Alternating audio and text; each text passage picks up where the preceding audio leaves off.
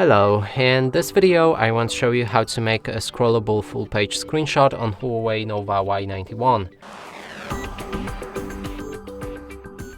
And to do this we'll need to open any app that allows us to scroll down. In this case I chose Settings.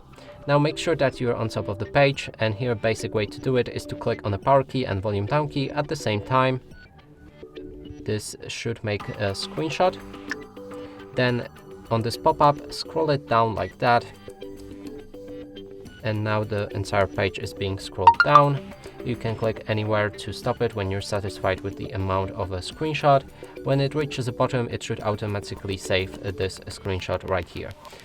Next option to do it is to open our accessibility features, enter shortcuts and gestures, and here go for take a screenshot. Now the next option is a scroll shot. Make sure that knuckle screenshots are enabled, and we can again go back to the settings homepage and go all the way up. Now use your knuckle and draw S on your phone.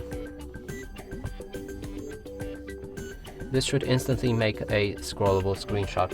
And that's it for this video. Hope you like it. Please consider subscribing to our channel, leave a like and a comment below.